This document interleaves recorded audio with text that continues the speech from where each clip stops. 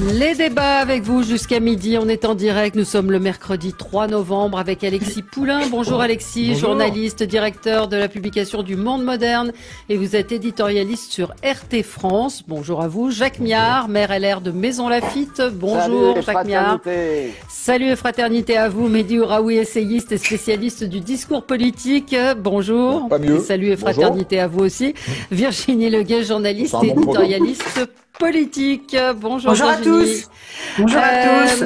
Vers une troisième dose obligatoire, obligatoire, en tout cas une troisième dose qui concernerait tout le monde. La gauche face à Zemmour, on avait commencé à en parler hier, mais c'est un sujet qui vous a intéressé, donc on va continuer. On l'avait fait qu'en début d'émission. Sophie Pétronin, le retour au Mali, et puis cette campagne du Conseil de l'Europe que veut évoquer notre ami Alexis Poulain et qui va nous emmener vers un débat un petit peu plus long. Voilà. On commence avec peut-être un coup de cœur ou un coup de gueule de Virginie. Coup de cœur. Oui, je me réjouissais de voir que les femmes françaises écrivaines, je ne sais pas s'il faut dire écrivain ou écrivaine, étaient à l'honneur en cette rentrée. Je rappelle que Clara Dupont-Moreau a décroché le prix Médicis, que Christine Angot, quoi qu'on en pense, a décroché elle aussi un prix qui est le prix Médicis. Pardon, je me trompe sur Clara Dupont-Moreau qui a décroché le prix Femina. Oui, Femina. Le prix Femina, voilà. Et il y a des finalistes femmes parmi les deux prix qui vont être décernés aujourd'hui. Et je voulais souligner la vitalité, alors on peut aimer ou pas aimer l'une ou l'autre de ces écrivaines, mais la vitalité de la littérature française et la façon dont les femmes relèvent le flambeau en cette rentrée. Voilà, c'était un petit coup de cœur, parce que rarement autant de femmes ont eu des prix ou ont été finalistes sur la liste des prix que cette année. Oui, moi Du coup, moi, j'avais envie, c'était plus un coup de griffe. C'est-à-dire que je trouve que ces prix sont décernés dans une indifférence générale, qui a assez peu de réactions. Alors, est-ce que c'est le fait que ce soit des femmes, je ne sais pas, mais je trouve qu'on en parle assez peu par rapport aux autres années et que ces prix, finalement, je ne sais pas s'ils ont grand intérêt. Je parle des prix. Oui. Du coup, je rattrape le silence. Voilà, vous rattrapez le silence. Sur les prix, je vous trouve un peu dur. Là, il y avait un contexte très particulier l'année dernière, par exemple, sur les librairies, évidemment, sur le Covid. Oui. Il y avait un très fort soutien de la population. En fait, les libraires ont très bien fonctionné, contrairement à beaucoup de commerces, pendant la période Covid, parce que beaucoup de gens se sont mobilisés en se disant, bah tiens, je vais soutenir mon libraire. Et puis, par ailleurs, c'est vrai qu'on n'avait pas grand-chose à faire d'autre que de lire et garder les enfants. Mais sur les prix. Ce qui est déjà très bien, bravo monsieur. Ce qui est déjà beaucoup, ce qui occupe bien des journées. En plus, évidemment, de travailler à distance.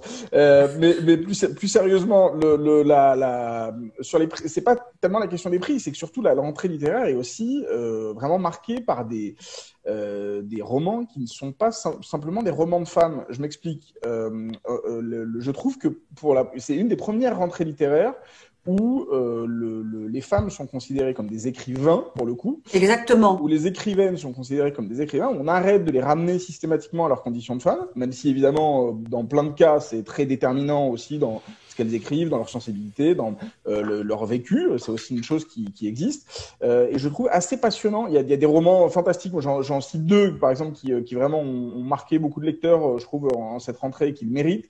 Je pense à Maud Ventura, qui a écrit un roman qui s'appelle Mon mari, qui est extrêmement drôle, qui est très vif, etc. Et une autre qui, alors, dans un autre genre, parce que alors, le premier est dédié à l'amour pour son mari, mais alors le second est dédié à l'amour pour son amant, puisque c'est Feu de Maria Pourchet, qui est dans un style très différent. Mais ce sont des textes littéraires d'une qualité qu'on n'avait pas vu depuis plusieurs années, hommes et femmes confondus. Et donc, Catherine aussi. Bon. Voilà, on a vraiment une rentrée littéraire qui est d'une qualité assez incroyable cette année, je trouve. Oui, il y a le livre je trouve malgré tout qu'on parle assez peu de ces prix. Alors peut-être que le Goncourt me fera mentir. Mehdi, vous, c'est un coup de cœur? Alors un coup de cœur et puis un coup d'étonnement aussi, un coup de surprise, c'est que alors il était fléché pour être élu à la mairie de New York puisqu'il avait remporté la primaire démocrate et que la ville de New York est une ville à 80% démocrate, 80% des électeurs là-bas par exemple pour les primaires se déclarent démocrates, etc. Et donc on parle d'Eric Adams qui vient d'être élu, donc avec le décalage horaire pour nous, on l'apprend aujourd'hui, mais qui vient d'être élu maire de New York. Eric Adams, c'est un Afro-Américain, un Noir américain, qui a un parcours absolument incroyable, puisqu'il a été à la fois délinquant et il a passé 22 ans dans la police.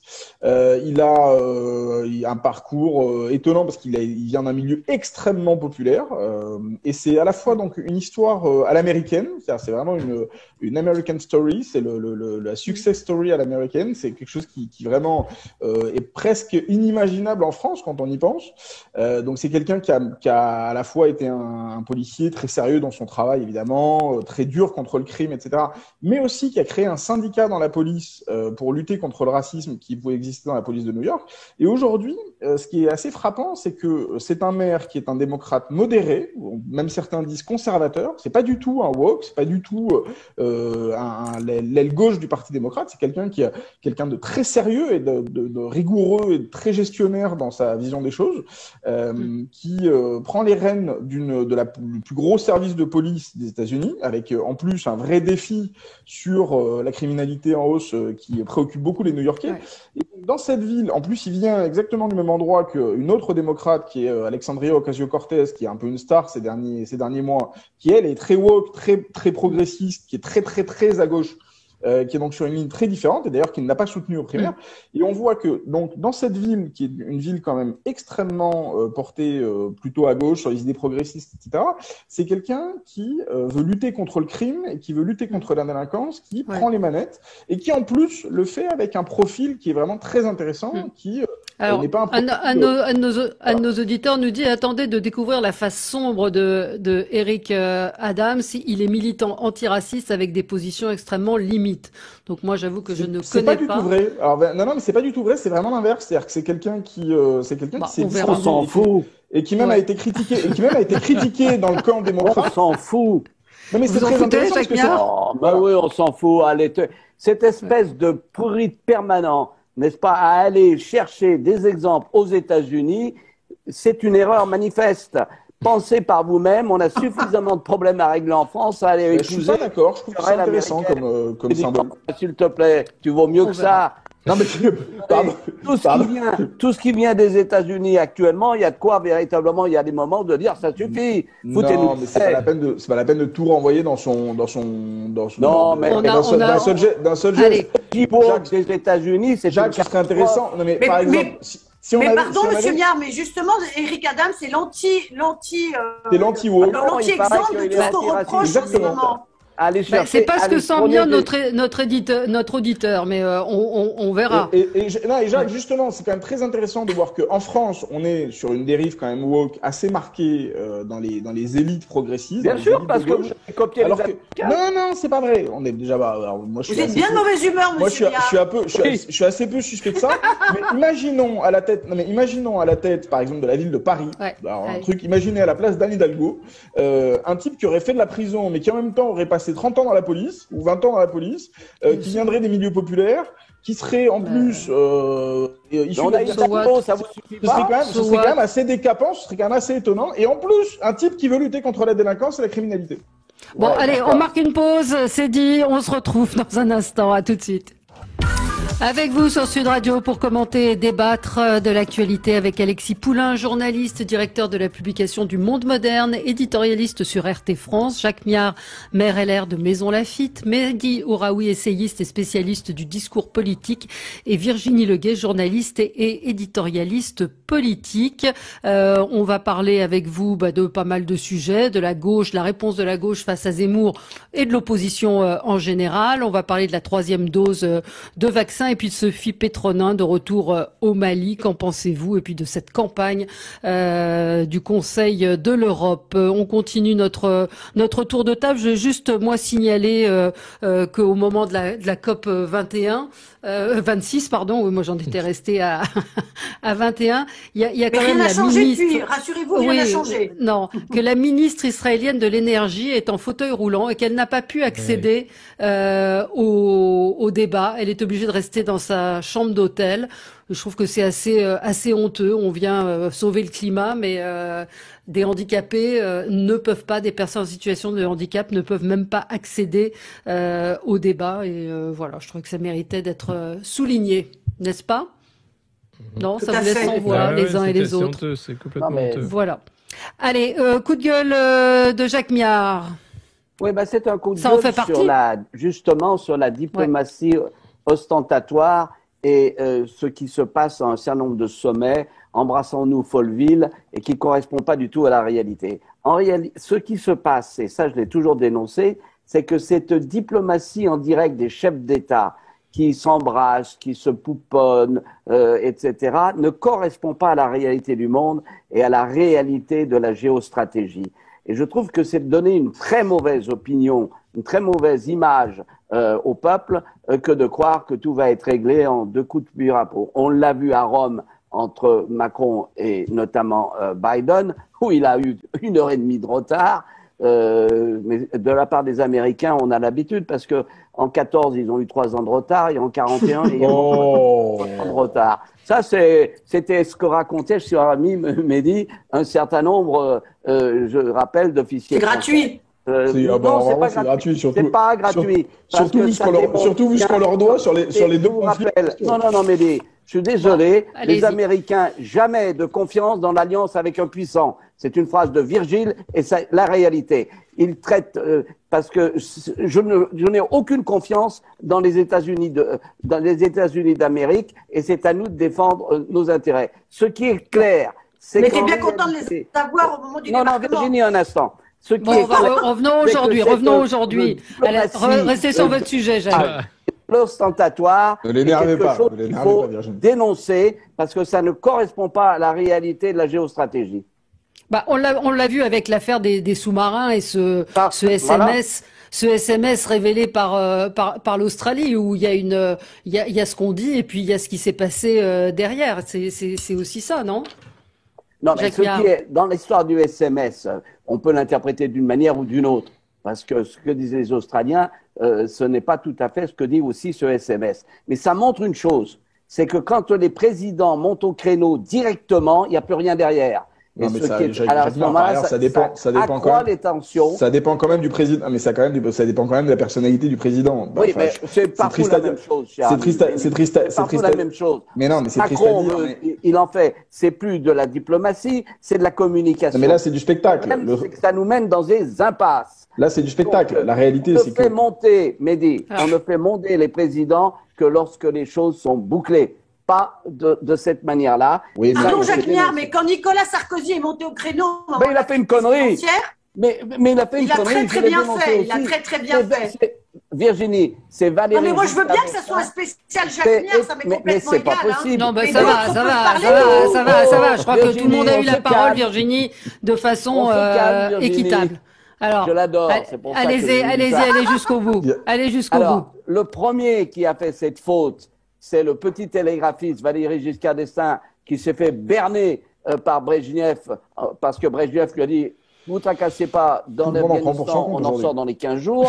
Et donc ça a été une erreur magistrale. Et tous ces présidents de la République qui ignorent les ambassadeurs, qui ignorent qu'ils ont des ministres des Affaires étrangères et qui veulent régler eux-mêmes tous les problèmes parce qu'ils savent tous mieux que l'on, c'est une erreur. Il faut revenir à ce qui est une méthode beaucoup plus prudente et une méthode beaucoup plus certaine et pas se lancer dans ces espèces de grandes déclarations et je t'embrasse et je t'époussette, etc.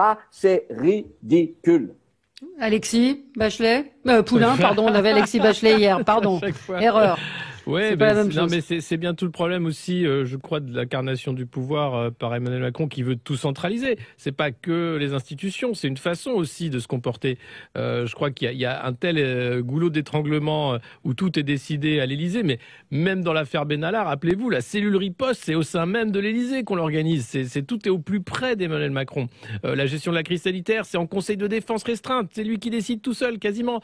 Donc évidemment, même sur une vente de sous-marins, il va vouloir monter tout de suite et être le premier en première ligne. Il y a un vrai problème.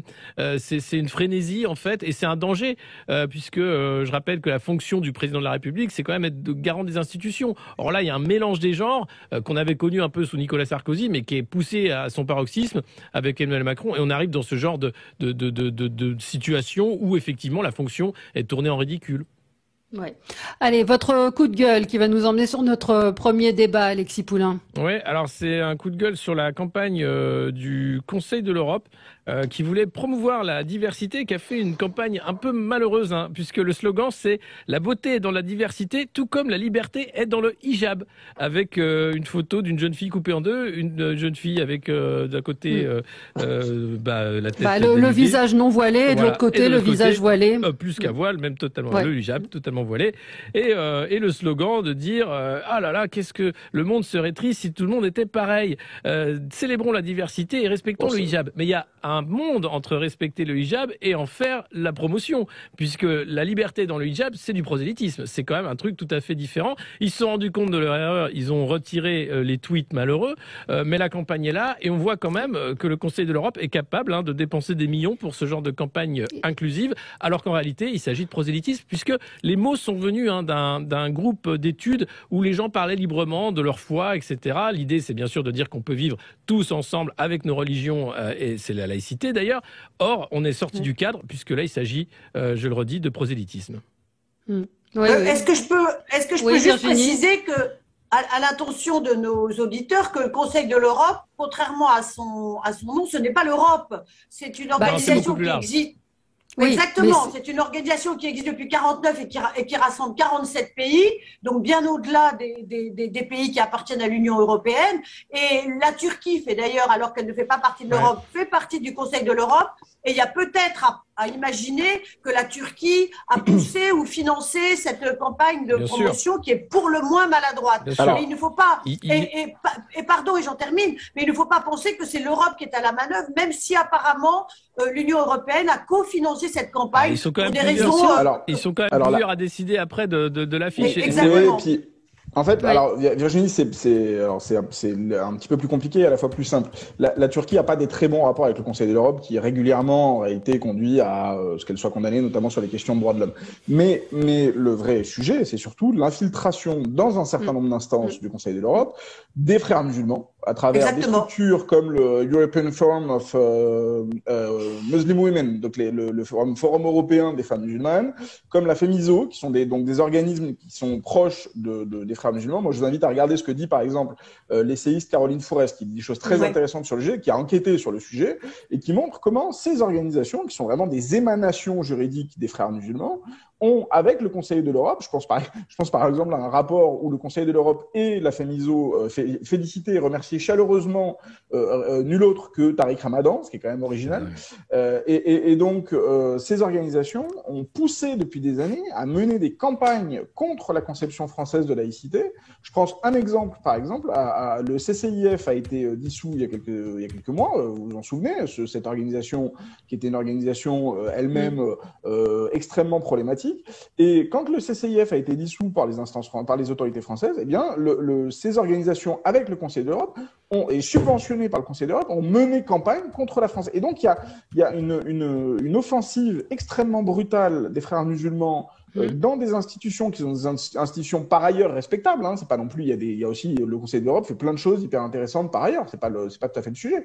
Mais vraiment, qui sont des campagnes qui visent spécifiquement la conception de la laïcité à la française et la conception de l'universalisme à la française. Et donc, on a vraiment besoin de clarifier les choses avec nos partenaires au sein du Conseil de l'Europe pour arrêter de financer, par notre argent et par les parce qu'on subventions on finance ce Exactement. Conseil de l'Europe. des campagnes contre la France et contre nos valeurs universalistes. C'est pas nouveau, hein. Oui, Jacques Non, mais Miard. ce que dit Wadi est tout à fait exact, et c'est pas nouveau. Et il y a effectivement un hiatus important sur l'incompréhension de très nombreux États, y compris des États-Unis, sur la notion de laïcité française.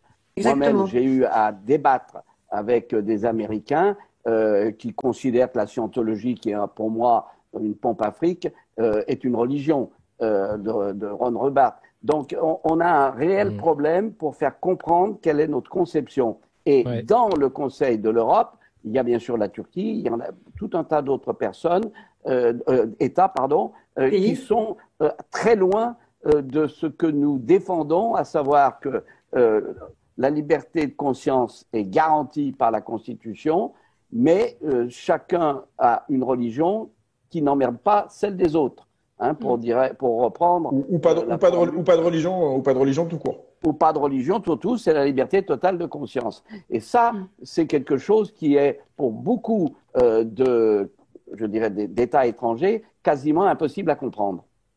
Mais comment comprendre cette campagne qui effectivement ça vient d'être expliqué fort bien par Mélie, à savoir mais la Non, filtration mais il y a un vrai travail, qui est un travail de communication, un travail d'entrisme, un travail qui dure depuis plusieurs années, qui a été un travail extrêmement sérieux, c'est triste à dire, mais enfin un travail extrêmement sérieux, extrêmement discipliné, de gens qui méthodiquement ont infiltré un certain nombre d'institutions. Et je pense aussi, par exemple, on parlait des États-Unis à l'instant, je pense à un certain nombre de gens, par exemple, qui écrivent dans les journaux américains, donc de gens, des Européens, des Français, qui écrivent dans les journaux américains, pour Rokhaya Diallo, par exemple. Rokhaya Diallo, par exemple, qui écrit effectivement régulièrement dans les journaux américains que la France est un pays raciste, que la France est un pays islamophobe, qui donne une vision totalement déformée de la laïcité à la française. Et donc on a, et c'est ce qui explique aussi le hiatus et l'incompréhension avec nos partenaires, c'est qu'on a des gens qui sont, qui écrivent et qui agissent d'ici pour dire à l'extérieur, pour dire au monde extérieur qu'on est un pays absolument horrible. Et donc ça, de fait, il faut quand même, même l'ambassade, arrêter de les financer peut-être. J'ai eu quelques échanges assez, je dirais, francs et cordiaux avec l'ancien ambassadeur des États-Unis à Paris, qui avait envoyé à Washington justement des critiques acerbes sur le fait que la France est anti-religieuse et ne permet pas la liberté des religions, ce qui est archi faux, mais c'est la réalité. Donc, ce qu'il faut bien comprendre, c'est qu'on n'a pas que des amis, hein. Ouais. Allez, on marque une pause. Vous pouvez réagir si vous le souhaitez. 0826 300 300. Je vous ferai écouter la réaction de Sarah El Haïry dans un instant suite à cette campagne et les pressions de la France pour qu'elle soit supprimée. Mais elle figure encore sur le site du Conseil de l'Europe. À tout de suite. Avec vous sur Sud Radio, avec nos invités, nos débatteurs aujourd'hui, Jacques Miard, Virginie Leguet, Alexis Poulain et Mehdi Ouraoui. Écoutez ce que disait la secrétaire d'État Sarah El Haïry à propos de cette campagne. Cette vidéo, elle m'a profondément choquée. Elle m'a tellement profondément choquée que elle bouscule, parce que c'est absolument l'opposé de nos valeurs. C'est l'opposé des valeurs que la France défend, la liberté de conviction, bien sûr. Mais là, c'est pas ça. Là, ce qu'on voit dans cette vidéo, le port du hijab, le port du voile. Et en ça, c'est absolument condamnable. Parce que c'est condamnable, la France a fait part de cette désappробation extrêmement vive, d'où le retrait de cette campagne dès aujourd'hui. Ouais. Alexis Poulain, vous pensez que la voix de la France ça va apporter, mais elle aurait dû être portée avant que cette campagne soit signée par je ne sais pas qui pour sortir. Enfin, c'est ça qui est dingue. Comment on en arrive à un accident pareil? Enfin, c'est pas un accident, hein. C'est ce qu'évoquait Mehdi. Non, mais voilà. Mais alors, quand même une stratégie. Qui est représentant de la France au Conseil de l'Europe? Qui a signé Exactement. ça? Enfin, voilà. À un moment, les responsabilités aussi sont là. C'est bien de se dire après coup, oh là là, c'est affreux, il faut retirer la campagne. Il fallait pas la sortir en premier lieu et faire valoir sa voix. Moi, ce qui m'inquiète, c'est que systématiquement, dans les institutions internationales, la France est incapable de défendre sa position, incapable de défendre ses intérêts. D'ailleurs, à Bruxelles, c'est connu. Hein, dès que vous nommez un Français, tout le monde va dire c'est génial, comme ça, t'es sûr qu'on va pouvoir faire ce qu'on veut. Voilà. Bon, c'est en tout cas cette campagne a été retirée, mais est toujours. Elle n'est pas retirée partout. Elle est retirée sur Twitter, mais elle n'est pas retirée partout. Encore. Non, elle n'est pas retirée partout. Elle existe et elle est toujours sur le site du Conseil de l'Europe. Attendez, donc je voudrais Jacques Miard à décharge. Vous savez, les organisations internationales, parce que il faut voir comment ça fonctionne. C'est-à-dire que vous avez des gens qui vont se mettre d'accord à 2 ou 3, qui pousse la chose, et puis ça remonte petit à petit. Et donc, il y a un problème pour ce qui est, non pas du contrôle, mais de l'information dans les organisations internationales. Le Conseil de l'Europe est une excellente organisation qui permet de dialoguer avec des États avec lesquels parfois on est en tension. Mais il n'en demeure pas moins que c'est parfois très difficile à maîtriser et il y a de multiples initiatives qu'on apprend même de la part de nos chers alliés quelques mois après. Mais ce que vous êtes en train de dire, Jacques, si je comprends bien, c'est que même si la France fait partie du Conseil de l'Europe, elle peut ne pas être au courant de décisions qui sont prises par ce même Conseil. Oui, parce qu'il peut y avoir des initiatives qui sont, entre guillemets, initiées, de cette répétition, par des gens qui vont travailler à 2 ou 3, puis ça monte petit à petit. Les services. Voilà. C'est l'initiative des services. Voilà. Mais il y a bien un moment où ça arrive à la connaissance mais il y a un de tout le moment, monde. il y a un moment, ça va venir quand même en proposition officielle. Ouais. Et c'est là où il faut dire, maintenant ça suffit. Voilà. Bon, je voulais qu'on évoque le sujet de Sophie Petronin, ancienne travailleuse humanitaire qui a été l'otage des djihadistes maliens pendant 4 ans. Elle a été, vous vous en souvenez, libérée par la France. Elle était revenue en 2020. Quand elle était rentrée, elle avait dit qu'elle repartirait. Et puis, effectivement, seulement 5 mois après sa libération, contre l'avis des autorités françaises et maliennes, elle est repartie au Mali, et on a pu voir un appel qui était lancé. Syndrome de Stockholm. Syndrome de Stockholm, oui. En même temps, alors, qu'est-ce que vous en pensez? Elle est pas repartie chez les djihadistes, Jacques. Pas encore. Mais non, mais attendez. Elle est franco-malienne, hein. Attendez, il faut quand même, dire écoutez, non, mais attendez, Jacques, attendez, on peut pas toujours tout caricaturer. Là, le truc est très, honnêtement, le geste est un peu fou. Le geste est un peu fou, presque poétique tellement il est. Il est inconséquent. Non, il est inconséquent. Il est inconséquent, un peu cinglé de cette femme âgée qui 76 ans. Qui veut retrouver un pays où elle a quand même passé 25 ans, où elle a fait de l'humanitaire, elle est considérée comme une bienfaitrice par les Maliens, et non pas par les djihadistes, donc par les Maliens qui subissent les djihadistes. Elle est considérée là-bas comme une Malienne, de fait. Elle a aussi une enfant là-bas. Ça fait 25 ans qu'elle a fait sa vie là-bas. Et donc, en fait, là, on s'étonne. Moi, je voudrais quand même remettre les choses dans le contexte. On s'étonne qu'elle retourne dans un pays où elle vient de passer les 25 dernières années. Et où elle a passé 4 ans en tant qu'otage aussi. Et alors, bon, elle a passé 4 ans en tant qu'otage. Mais enfin, on vit, nous, tous, des choses. Alors, évidemment, heureusement, on vit pas des choses aussi graves qu'être otage pendant 4 ans. Mais enfin, on vit des choses terribles dans nos vies personnelles, en France, etc. Et pourtant, c'est notre pays, on admire. Bon, elle considère que... Non, mais quelles ont été les contreparties de sa libération? Qu'est-ce que la France a donné pour la libérer? Non, écoutez, souvenez-vous de son arrivée à Villacoublay. Hein? Oui. Voilà. Il y a quand même eu un hiatus, on n'a jamais pu, cette femme a pris parti pourquoi elle s'en est sauvée, tant mieux pour elle, hein, mais on peut quand même s'interroger sur ce qui s'est passé, des relations qu'elle a eues avec les djihadistes, hein. Ça, c'est évident. Donc, il ne faut pas me raconter des histoires, et c'est la raison pour laquelle cette femme a pris ses responsabilités, dont acte. Elle veut retourner là-bas. Je comprends parfaitement l'attachement qu'elle peut avoir, je dirais, pour toute la population malienne, mais il est clair qu'il y a des zones grises, hein. Il y a des zones grises sur lesquelles je m'interroge. Je voulais juste préciser qu'elle n'avait officiellement pas le droit de retourner au Mali, qu'elle est franco-malienne et qu'elle est réellement, c'est vrai, comme ça a été dit, une très grande personnalité là-bas, et qu'elle est passée par le Sénégal et qu'après, elle a fait plus de 1300 kilomètres avec différents moyens de déplacement. À moto avec son fils, un truc un peu fou.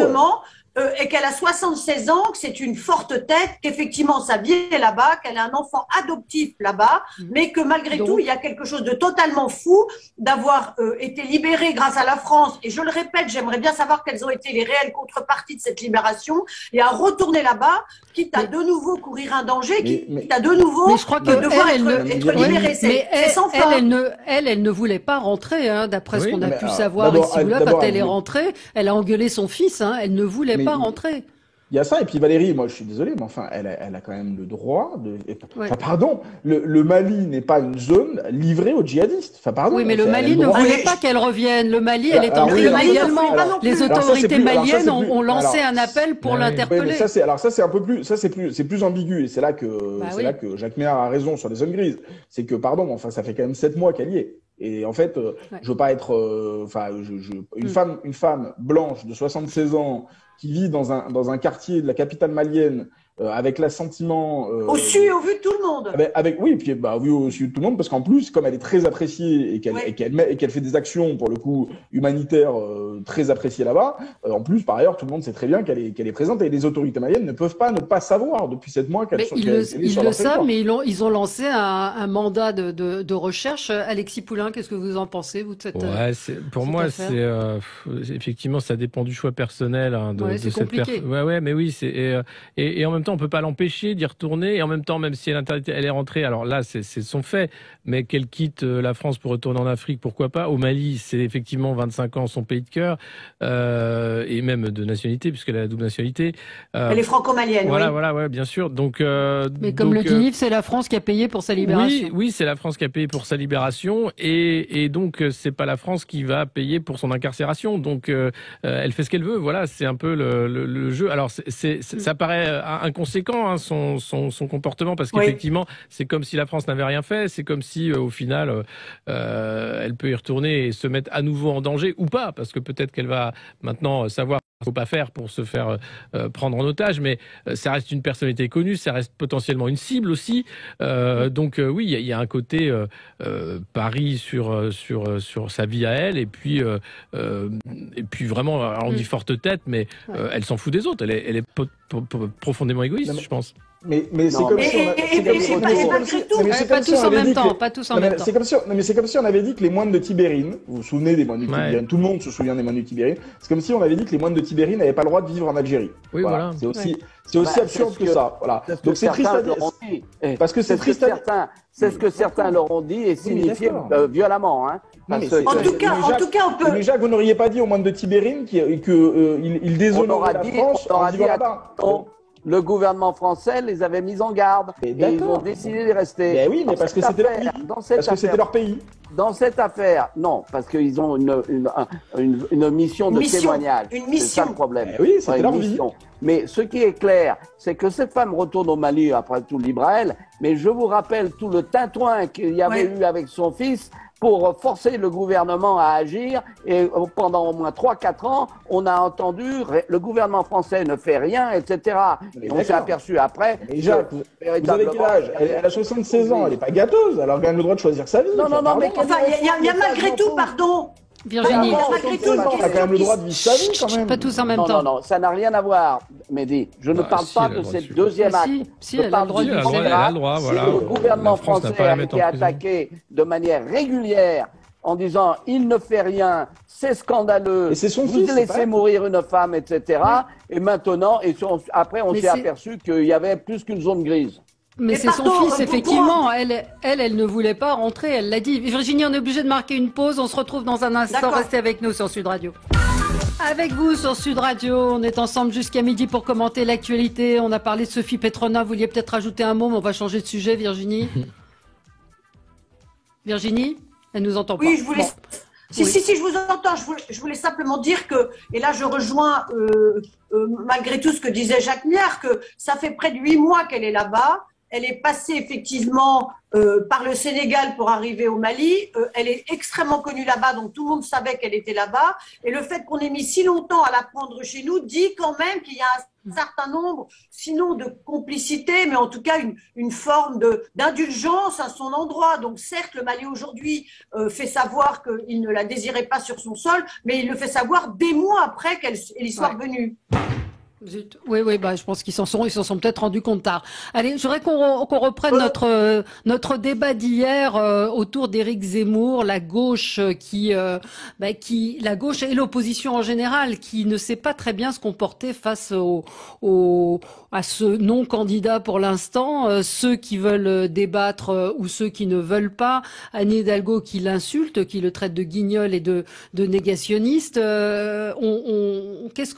quelle est la réponse de l'opposition? Est-ce qu'il y a une opposition face à Zemmour? Peut-être Jacques Miard sur le sujet. Écoutez, je suis intimement convaincu que suite aux déclarations d'Hidalgo, un certain nombre de gens ont dit on va voter Zemmour. Hein. Exactement. Ben oui, c'est exactement ça. Moi, je vous répondrai, je l'ignore, voilà. Et on attendra qu'il se déclare et on attendra qu'il y ait tous les candidats potentiels et à ce moment-là, on verra. Mais aujourd'hui, chaque fois qu'il est attaqué, ça lui profite. C'est aussi simple que ça. Oui, mais comment lui répondre? C'est-à-dire que c'est la réponse qui interroge de... Pour l'instant, il ne s'agit pas de rentrer au fond, Valérie. Il s'agit d'attendre un projet et ensuite, on va débattre projet à projet. Mais, et puis, ses dérives, etc. Mais aujourd'hui, il exprime une radicalisation et cette radicalisation plaît. Attention. Oui.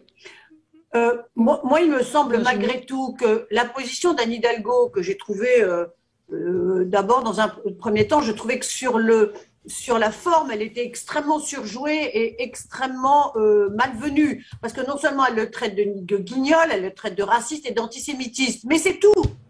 Si elle veut réellement critiquer Éric Zemmour, et moi je mettrais à part le fait qu'il soit encore candidat, pas encore candidat, je trouve que c'est pas le problème. Il a une place suffisamment importante dans le débat public depuis maintenant presque 2 mois et demi, pour ne pas dire 3 mois, pour que les autres candidats ou aspirants candidats...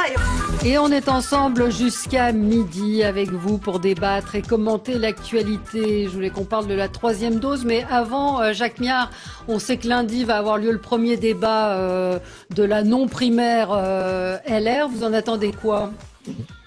Écoutez, très franchement, je pense que ça permettra l'exposition d'un certain nombre de thèmes.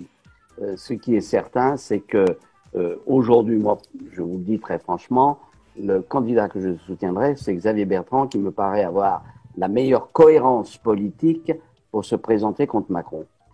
Donc ce débat, c'est un débat normal de gens engagés et ils ont tous beaucoup de qualités. Simplement, je trouve que certains découvrent bien tard ce que nous avons défendu, ce que j'ai personnellement défendu depuis des années, à savoir que la France doit retrouver la maîtrise de son destin et qu'elle doit notamment, il y a un problème vis-à-vis de l'Union européenne, mais il y a aussi la nécessité d'avoir une politique industrielle, d'avoir de l'aménagement du territoire. C'est ça qui va intéresser les Français pour relancer la machine. Donc, c'est un débat qui va être un débat très ouvert, dans lequel chacun se fera son opinion, mais moi, je dirais ma préférence provient du fait qu'il y a un certain nombre de choses que j'ai toujours défendues, qui se révèlent être aujourd'hui la vérité, même chez Macron qui vous parle de retrouver une industrie nationale, etc. Comment les croire? Que d'autres s'aperçoivent qu'effectivement la dérive de l'Union européenne est un problème majeur, c'est étonnant, n'est-ce pas? Alors que personnellement, je n'ai pas voté Lisbonne parce que c'était un coup de Jarnac d'une manière éhontée de la technocratie européenne. Jacques, oui, mais c'est là que c'est intéressant, parce qu'on voit bien que dans votre famille politique, il y a quand même un sujet. On voit bien d'abord que les primaires, et même les non-primaires, même les vraies fausses primaires, ne fonctionnent plus. C'est-à-dire qu'on voit bien que dans la primaire du PS, Hidalgo n'a pas Le Foll n'a pas soutenu Hidalgo. Dans la primaire des Verts, le lendemain, Rousseau a fait un énorme scandale pour savonner la planche. Et la primaire, ça fonctionne pas. Et donc malheureusement, il y a tout à craindre évidemment de la non-primaire LR, mais surtout, le vrai sujet, c'est un sujet de fond. C'est-à-dire que votre famille politique, comme d'autres d'ailleurs, est traversée d'une fracture qui ne s'assume pas entre des gens qui sont d'un côté plutôt conservateurs, anti-européens, plutôt anti-immigration, plutôt disons les gaullistes, anti-libéraux, voilà. Non, c'est pas être anti-libéral. Et de l'autre côté, des gens qui sont en réalité macronistes. Et donc, mais alors, le problème, ils sont déjà partis, ceux-là. Vous savez, alors ça, c'est clair. Vous êtes scindé entre des gens qui sont plutôt Zemmour et des gens qui sont plutôt Macron. Sont partis. Ils sont partis. Et c'est pas les autres. En réalité, effectivement, il faut retrouver une cohérence politique dans ce qui est la maîtrise de notre destin national, sans rejeter l'Europe, parce qu'on a besoin de coopération européenne, mais on n'a pas besoin d'intégrisme technocratique européen. Donc le problème, il est là. Donc la souveraineté, c'est pas un mythe, c'est la maîtrise de notre destin, ce sont nos libertés collectives et individuelles. Allez, pardon Jacques, mais oui, quand vous allez, parlez de ceux qui ont rejoint Emmanuel Macron en les traitant d'apostats, il me semble que non seulement vous les insultez, mais surtout vous insultez. Pardon, j'ai pas fini. Mais qu'en plus, vous insultez ceux de vos électeurs qui sont également partis chez Emmanuel Macron. Mais ils sont ceci depuis très longtemps. Ils sont cocus, ces gens-là. Est-ce que vous allez comprendre, finalement? Je peux vous dire qu'aujourd'hui, il y aurait des élections législatives, mais il se retrouve, il n'y a pas un député LRM qui est réélu, ou il n'y en aura que quelques-uns. Cessez de tomber dans le panneau que Macron, c'est la Deus ex machina. J'ai jamais dit ça. J'ai jamais dit ça. C'est bien ça. C'est bien ça. On voit que la présidentielle, en fait, la façon dont est organisé le temps démocratique en France, c'est une escroquerie. C'est-à-dire qu'on vote pour un paquet de lessive à la présidentielle et après, en réalité, les assemblées ne sont plus respectées. Et évidemment, si vous mettez La République en marche, qui va se renommer, hein, maintenant c'est la Maison commune, etc., évidemment qu'ils ne sont pas réélus. Et c'est tout le problème. C'est-à-dire que pourquoi voter sur une personne, un personnage qui derrière ne va quasiment rien faire de son programme, soit parce que il y aura des grèves, il y aura des machins, il y aura des trucs, il y aura des événements qui font qu'on ne peut pas le faire, ou parce qu'il le fera pas tout simplement. Et puis derrière, vous avez des assemblées qui ne sont pas représentatives, encore une fois, et ça remonte à loin. C'est-à-dire que la désaffection du politique, de la formation politique, elle est cassée, et c'est quelque chose qui va durer. Avec le casting façon Star Academy qu'ont fait Delevoye et Ferrand lors des investitures de La République en marche 2017, on a eu tout et n'importe quoi. On s'est retrouvé avec des députés qui étaient là, mais complètement. Et donc, il faut que les représentants de la nation soient représentatifs. Il faut cesser avec cette politique spectacle. C'est peut-être une assemblée hologramme, mais si la gauche et la droite avaient travaillé depuis 5 ans, ils pas des bêtises. Vous ne savez pas comment laissez-la terminer. Laissez Virginie. Laissez-moi terminer, Jacques. Vous voyez bien, ça ne fonctionne pas comme vous le dites. Vous êtes dans l'opposition, vous êtes dans l'opposition, vous n'avez pas les manettes. Laissez-moi terminer. Si la gauche et la droite, si la gauche et la droite avaient travaillé réellement depuis 5 ans, ils auraient occupé l'espace politique et ils auraient évité. Laissez-moi parler. Laissez parler les autres. Ils auraient occupé l'espace politique et ils auraient évité qu'Emmanuel Macron puisse éventuellement être réélu. Et là, je suis d'accord avec ce qui vient d'être dit, réélu après un quinquennat qui a été un échec. Ça serait bien la première fois qu'on verra un président réélu après un premier quinquennat qui est un échec, mais parce que il y a un vide. Il n'y a pas de vide, c'est faux. Non, il n'y a pas de vide. Arrêtez. Moi, je suis totalement tous en même temps. Mais moi, je suis loin d'être macroniste, mais la réalité, c'est que, pardon, enfin, Macron a fait ce qu'il avait annoncé.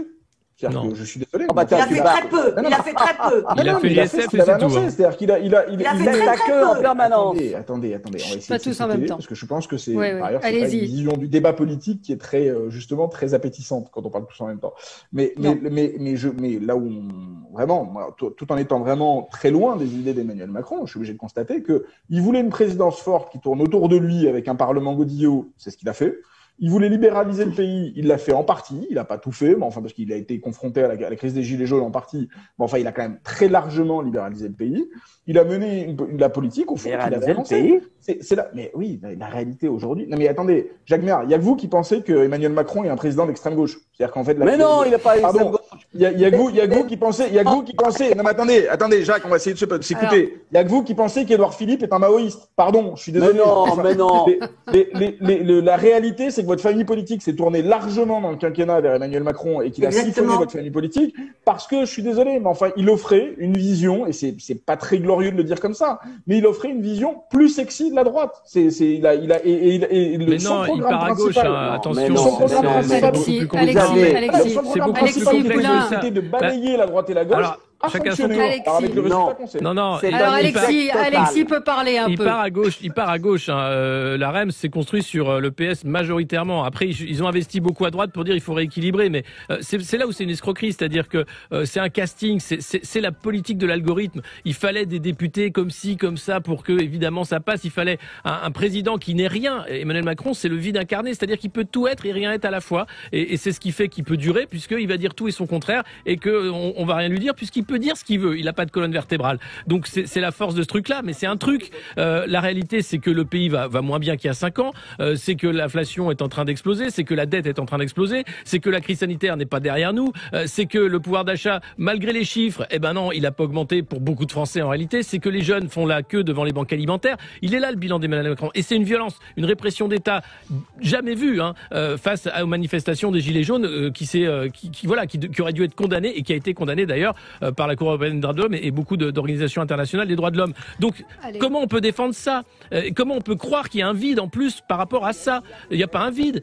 En fait, il y a un manque d'envie, il y a un manque de désir. Qu'est-ce qui fait que la candidature Zemmour, elle marche? C'est qu'il donne envie aux gens de faire de la politique. Voilà. Je sais pas. Bon, on aura l'occasion de reprendre le débat. C'est fini. C'est fini pour tout le monde. On va se faire tirer les oreilles par André Berkoff. Blablabla. Sud Radio. Parlons vrai.